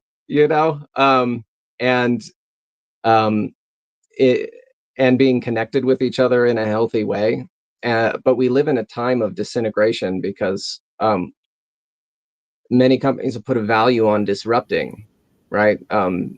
Even as much as like throwing electric scooters into a city that isn't striped, or the roads can't handle that kind of activity. What are we? So people die and get hit, and it's like, well, whoops, I guess people are going to die when we try to make money, and that's typical, right? That's the self-interest thing playing itself out. And so, I wish, if you, the lady here, her husband died a couple years ago, and so I go over and it's like I offer to shovel her driveway when it snows, but she's reticent, and so sometimes it's like, well, is it it's because I look weird, or it's too close, or I don't know her well enough to do that, and so some of that's on me, right? Because I'm kind of a recluse, and I don't like getting to know people who live near me, because I feel like it ruins some of my autonomy, right? I want to be able to have my privacy when I'm at my house, right? So I don't get to know my neighbors, which is I think very much of my generation, and wasn't the case in past generations. And that's because these machines that allow us to have, instead of ever making new friends, I can just pretend I have all my old friends because they pop up on my screens, And so I think there is a little bit of a poison pill. I mean, everyone's noted all sorts of things about comparison, all the things that come, that can come with these screens and the way that we do social interaction over them. But I've noticed that one of the big problems is that it gives us just enough of a facsimile, a simulacra of the religio that we used to have with our people, that we never like get so lonely and so humbled to go ahead and do the thing and reach out to who's near and take those risks, right? Because I can have my low risk, little ghosts relationships, and I don't have to take those risks, and if I can get a little job that keeps my lights on, and some McDonald's, or something else unhealthy on my plate, well, then I can just rot with the rest of it. And so like we're and I if I could just encourage you that your suffering is part of God's revelation to you of himself, and I know that sometimes that's too heady. It's like, what are you going to do with that? I've been there, and in those times I screamed at the sky and flipped it off. I'll tell you, that won't get you anywhere anyhow, but sometimes it's cathartic, and God already knew I wanted to do that anyhow. It's not like I was going to keep that a secret. So yeah, I mean, there's not an easy answer. You think you're sending your little girl to a Christian summer camp, and then she doesn't come back. She's drowned, right? Like in Texas. And it's like, well, where was it? It doesn't matter how much stuff those people have back at their house right now. I guarantee you those parents don't care how much provision they have for themselves in this moment, right?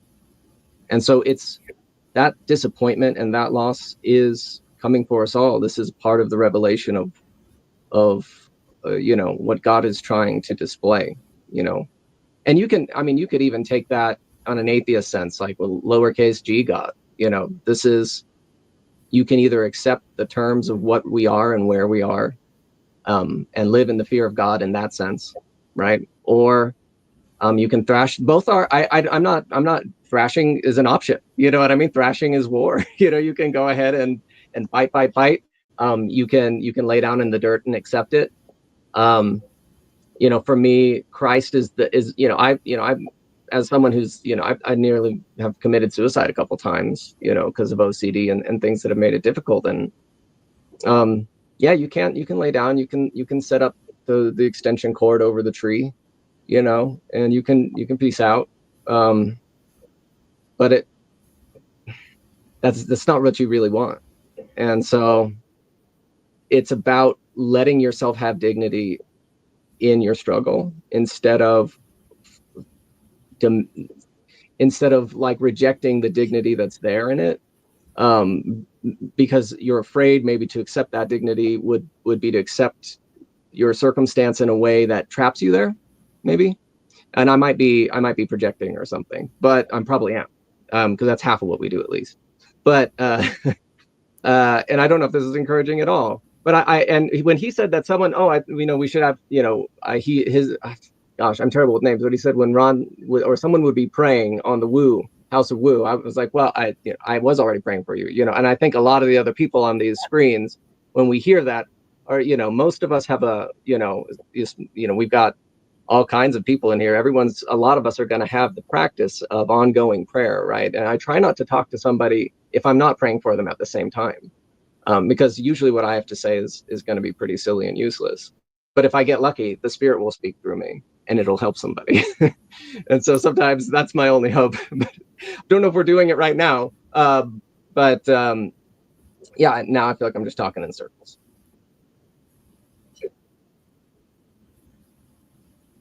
That was beautiful. I haven't been homeless. Joseph's probably got a billion things.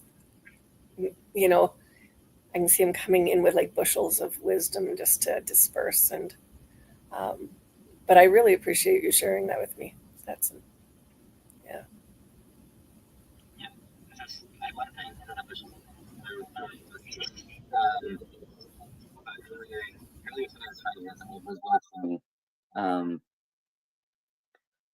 A rabbi was telling a story about when he went to speak at a cancer ward when he was a much younger and inexperienced rabbi.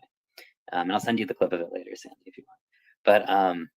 But he was like telling the story about how he was trying to figure out like what to say, and he could not figure out like what do you tell people who are I mean, this was a long time ago too. I mean, he's an older guy, so this is before he had a lot of the breakthroughs, and like this was really probably a death sentence. And he was like, so he started like on the spot trying. He couldn't figure out what to write. He kept throwing out his like notes, and he ends up like improvising on the spot. And he improvises with a story kind of about like. Did you hear this? Have you seen this? You're nodding along like you have, perhaps, Sandy. I don't know, but I'm wondering if it's a particular rabbi that I've listened to with some of those kind of stories. So you might have seen this. Okay. But anyway, so he ends up telling the story. I'm not going to do it now, but I have to go soon anyway. But ultimately, after he tells it, and it's kind of about like just like really short. Like if someone, it's going to totally not do it justice, and it's so reductive I don't even want to say it, but it was basically about a group of French cinematographers kind of from the artistic scene, like talking about like who's the best director, and one of them, answers who they think the best director is, and they start questioning him, like, why, like, what makes that the best? Why is he the best director? And he says, he tells, and he says the short part is, not a single shot was superfluous. Like, every single thing in his movies is necessary. Every shot. And the rabbi was thinking about this, and he was like trying to talk through this, and I don't know that he was super successful in some sense, like when he was at the time when he gave this over, but he was thinking about like, if everything in life was perfect and flat and like, but it would not be a good story. It'd be a boring story, right? It would not work. You need these ups and downs. And this is kind of like this very trite thing in my opinion, because you kind of get this sometimes in like, okay, God is the most perfect author. So he needs like to, of course, if a director can have a perfect story, there's no superfluous shot, God can do it. But at the same time, it can come off as very kind of like, too simple of an answer to theodicy, I think, right? Or it's just like, well, that doesn't really tell me why God didn't make a better world and why I have to suffer, because you just kind of justified all that. At the same time, if we can like put that part aside, and the idea of like there is no superfluous shots in God's, like in our lives, and every single moment is necessary, and we can't, we're not going to see the end. We don't know it. We don't know why it's necessary. It may not even be necessary. Like, there's a million other stories that we're interacting with, and like our interaction with them is also just as necessary, right? It's not just about our story, thinking about not fully individual frame. It's mostly not about our story, almost probably not at all about our story in some sense. It's all about but there's no superfluous shots in any of these things. So he kind of gave that over, and then there was someone in the audience who interrupted him and said, like, that's it. Like, I haven't been able to explain this to my friends because they keep asking me, like, to imagine basically, like, what if I didn't get cancer? Do I, or do I, whatever? If I could do it, if I could do it again, like if I had a way to avoid getting cancer, like would I choose that? And I always say no. And because for this woman, and probably the rest of his audience, maybe they didn't agree with this. Maybe they found it too simple and trite. But for her, like, it wouldn't be her story unless it happened, and because that is what happened to her, and like and all of that suffering and all that stuff. And it wasn't like her life was perfect now. It wasn't like she had suddenly was at a point where her cancer brought her to some redemptive, like, amazing state of being where she that wasn't the point at all. It was just like, and it wasn't even like, this is what God intends for me, so I'm just going to accept it. But it wasn't that either, right? It was like, I wouldn't be me if that hadn't happened, and like that is my dignity.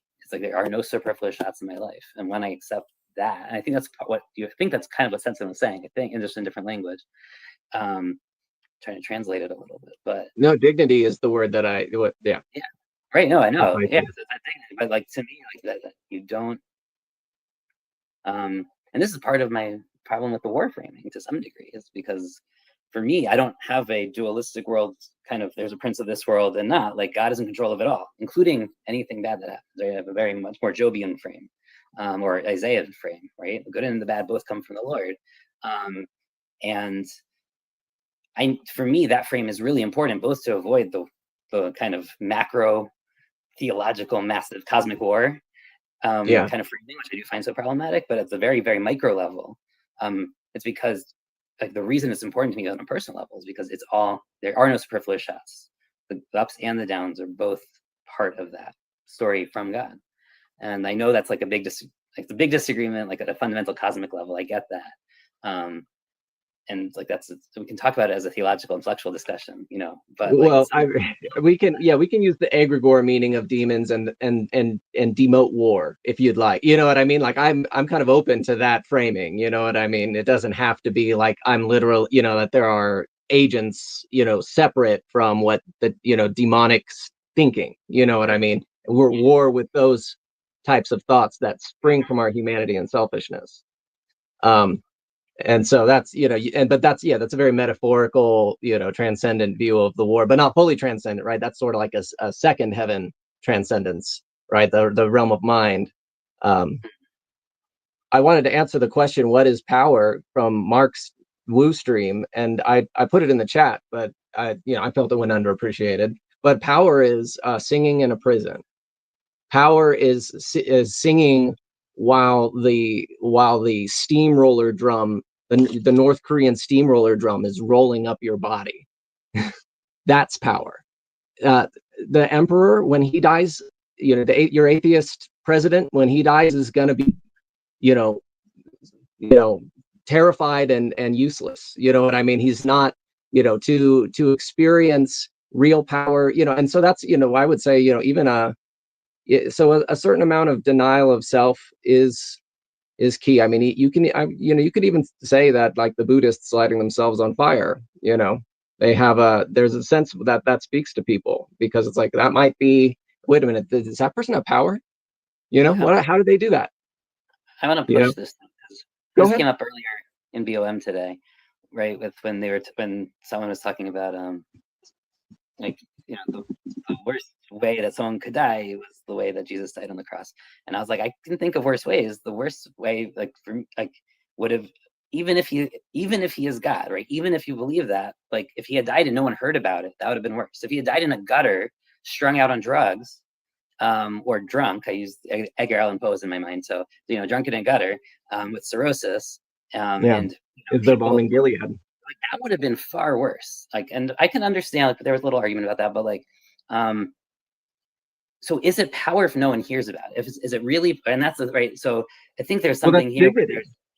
So there's a difference, though, between power and dignity, right? I think it might be dignity, and even if no one hears about it, and you die in that North Korean prison, and like, you're singing, and no one has ever heard of you, and no one will ever superhero view, right? Like that might be dignity, but I don't know that I would call that power. I think there is a difference there. That power, there is something to be said about, and I mean, Zeke used the term that I don't know well enough because I'm not Gen Z, but he used it. He called it aura farming, and he said like, does it? You can still be an anti-hero even if you've aura farmed. And I disagree with him. I don't quite know exactly what that term means. I can kind of guess, but I do think there, to his point, like there is no power unless someone hears about it, and it might be dignity without power. Well, Hashem hears, right? Hashem sees, and who else do I want to? And really, he's got all the power anyhow. That's so. It's like, yeah, in but some sense, I don't. And perhaps I get. Go ahead. So power is an interesting word. I don't know if go ahead. Yeah. You guys were talking about power, and the picture that came to mind, which in essence is yes, I agree with you, Yosef, about power. The worst thing would be to not be remembered, not be known about. So the picture, back to the picture that came to my mind, as in what is power, was something I was sharing with a person who went through a family loss this week. What immediately jumped into my mouth as I reacted to what she shared was my son with autism weeping when his grandmother died. His grandmother never really communicated with my son, who was deaf and had autism, but they had some kind of bond irregardless of that. They would both just spend alone time at opposite ends of her apartment, her watching TV or playing solitaire on her computer and him on the Nintendo. But when she died, I said to my friend, I had no idea that he actually, not that he knew how to weep, but that it was possible for him to weep, because I had never seen him cry that particular way before. That particular moment, that memory said more to me and held more power than most of the other things, expressions of anger or sadness or fear or whatever. I have those memories too, but that memory from 3 years ago just still lives, dead center in my chest. That's power. There's something about that in my mind, when you guys were talking, that is. Yeah. I mean, so that is the power of inspiration. That is what Ron was looking for. Like, how do we motivate people to get up and keep at it for the sake of each other? And so sometimes I mean, if you your mic went off and on. Were you still talking? No. Okay. All right.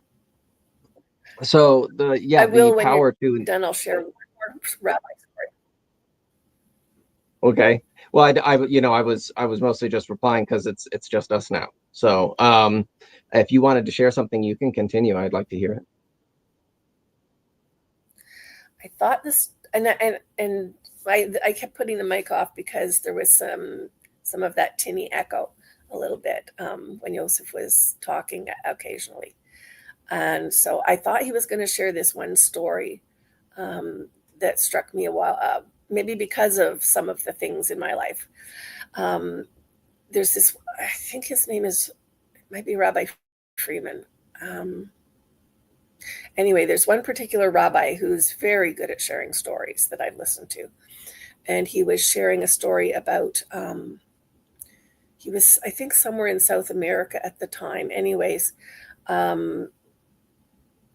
he kept planning his trip, and then the people where he was, the towns where he was going, unplanned it, and had particular people they wanted him to meet with to talk about particular things that the people, questions that they had or whatever.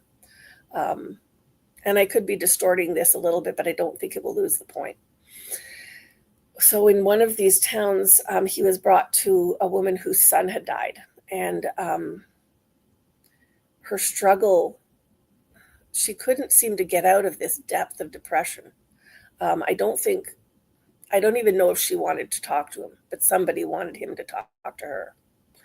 And what I remember of the story is, him going there, having no idea what to say, because he's like, what do you say? She's lost her son, what do you say to her?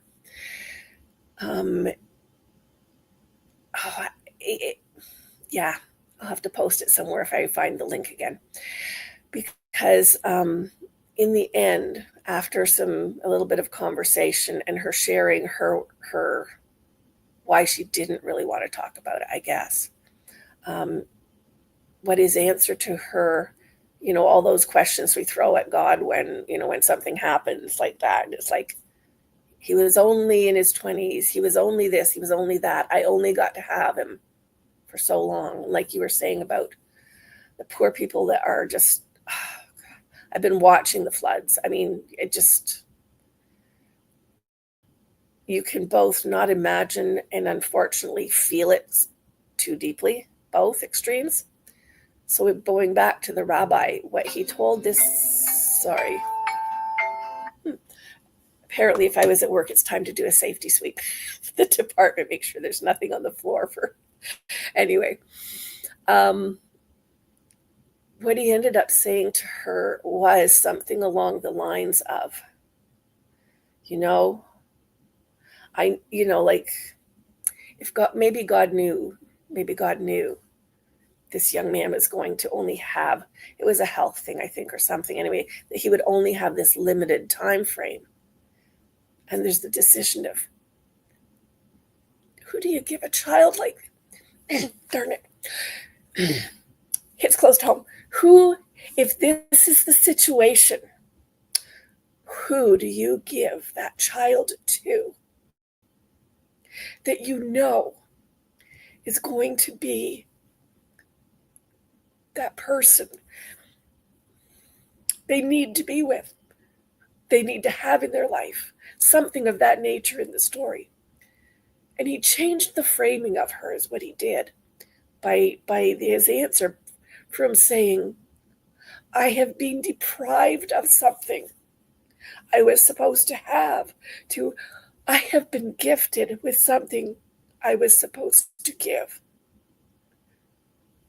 And I remember I went back and listened to that particular one twice, just because there is so much in that reframing, that we don't necessarily come to. But if we could, there is a richness there. Even in, like, I'm sitting here crying because I'm going, darn it all. Why do I cry when I talk about stuff that really matters to me? But it's because these are things that dig deep, and we can hear them in 1,000 different ways in the day-to-day. Even me saying, thank you, no, I haven't actually, I've couch surfed for a year, but I don't count that as being homeless because I had generous people who gave me their couch, and so to me, that's a gift of a story, and kind of a gift to be able to say thank you, Yeah. And when I look at my son and all the stuff, I count that as a gift from God, even in the losses. And when I look at the marriage I left and the relationship that I lost through death, those are gifts in a way, even if they just about killed me a couple of times, because you just want to go, I cannot do this. I'm sorry, but I can't. And then God puts his hand down on your head and he goes, you can. You can. And I realize he's not asking more than I have to give. He's just there walking with me through it. So those places, those stories, when I listen to the kinds of conversations that started out here in the estuary, I hear elements of that. Even in just the, hey, why don't we talk about this process? You know? Yeah. And so I have people in my day-to-day life. I have the in real life people, you know. Kind of goes like this. It goes like this. Yeah. Kind of goes like this. Yeah. But I give my time here too, and I value my time here and the gifts that I get from being here too. Both are good. I know I'm grateful for your time right now. I appreciate it so much, and your heart is, you know, is a blessing to witness. And you know, I sometimes say that the love went home, because that's what you want. All the shiny things that we have here that are real, that are truly shiny, truly beautiful, right? We let the participation with true beauty, right, is what we want, and we would always want that for them, and we want it for ourselves. And so, but that's really beautiful and enlightening. I thank you for that. I think we're the last two. Do you have anything else to say? I feel like I don't want to go over what you just said. A note that here's gonna. No, I think I just want to say thank you to you and to anybody that was in here and to the all-comers, because I think we do give to each other this month. Yeah. So yeah. And to Paul for hanging in the background. So yeah, it's fine if you want to wrap it up, Paul. Yeah, we're good, Paul. Thanks, buddy. There. Love you, homie. I'm going to tell you a little story about me and my friends, about something we did way back when. I was eating spaghetti and getting kind of sweaty when all of a sudden in walked Betty. Betty was my girl in these old days, and she had a lot of friends that were walking my way. Said first there was Helen, then there was Ellen, but the best of them all, she had the name of Llewellyn. She had the gleamiest eyes and the prettiest pose. But get this, Paul, she had some pony elbows. But back to the point. The point was this. Betty was jealous of my friend Sis. Sis at 7, Liz at 8. I thought that kind of worked, but it didn't work great. But take Fred's advice and never try that. It probably won't work and you might get slapped. Slapped. Yeah. That's my favorite of your raps, Fred. Here it is. Soda. Gotta have it. One love, baby. Freddie's drug. All right, here we go. Ready. One love. All right. Still I have it. There are moments I conveniently forget that I'm a 40-year-old man. The last vestiges of a ghost long dead. The ghost with a messiah complex. A messiah too lazy to rise or ascend. Happily hurt and hard. A hanger-on or haunting of a time past. A heroic dream of the harrowing of hell. Failure to launch. Cling to a life vest. Treading in spells that linger and last. Mom and Dad, righteous and mad, daydreamers with ghosts of their own. My memory of them stoic, looking with aims to pretend. Always on the brink of somewhere. Each a child dancing on the fence. On down the river. Dreamt in the sunshine. Saturday morning cartoons, the only Sabbath I knew. A disciple of Jim Henson and John Hughes. Worship in cathedrals where the Toys R Us. Baptized in ball pits. A clown served the sacrament we eat. More Pepsi and Pizza Hut. Say please. Say cheese. Between Kurt Cobain, a scrambled cable screen, Towers tumbling, Super Bowls, and reality TV. The ghost is constitutionally unwilling and intrinsically unable to see and be seen, searching madly for attention to seek. But you could be anything. Never say never. If you've got nothing nice to say, don't say nothing, ever. Don't talk to strangers. See what I say, just do it. You don't listen very well, do you?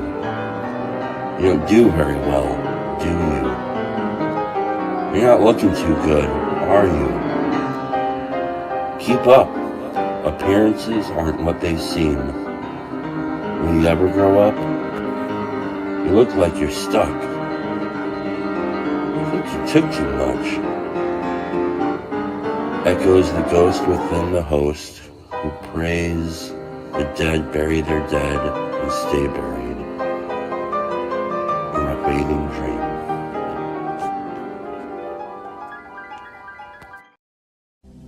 Midwestuary 2025, August 22nd through the 24th, in Elmhurst, Illinois. A weekend you won't want to miss, with special guests Cale Zeldin, Paul Vanderklay, Rod Dreer, Elizabeth Oldfield, John Vervaeke, and Jonathan Pajot. Midwestuary 2025, the Fellowship of the Spirit. Stay tuned for more details. Visit us at midwestuary.com for ongoing updates.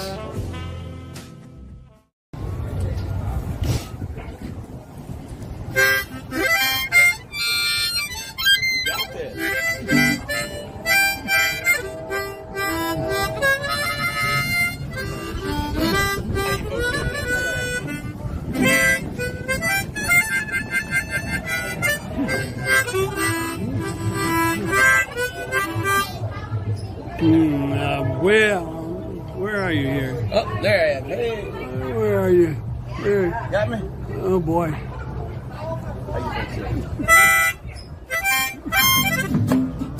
Yeah. Walk with me, Lord.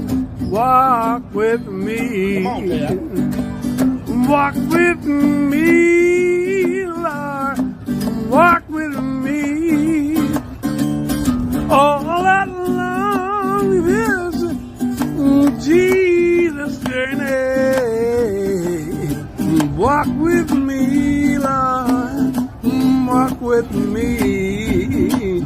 Yeah. Walk with my mama. Yeah, walk with my mama. Walk with me. Walk with me too. You walk with my mama. Yeah. Walk with me. And walk with me too. Oh, my. Yeah. Yeah. Jesus journey. I want Jesus. Want Jesus. Walk with me. Walk with me. Yeah, hold my hand, Lord.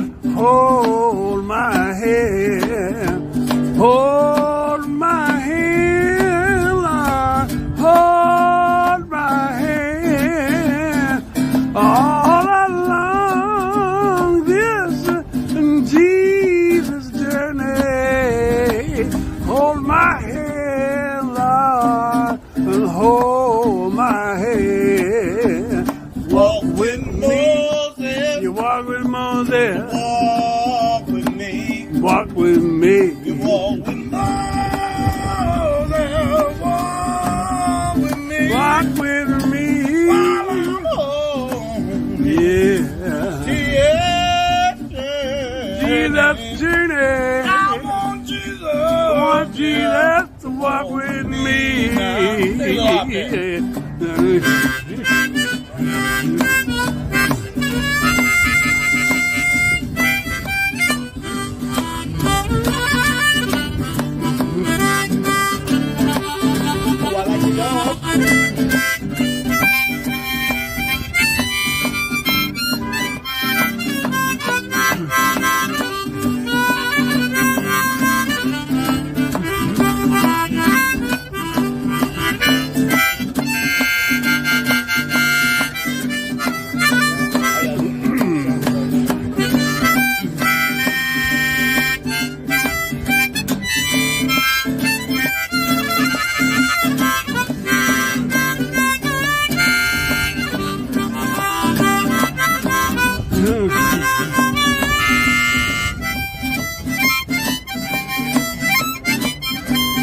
walk with me, Lord. How y'all doing? Walk with me. Walk with me, Lord. Walk with me. Walk with me.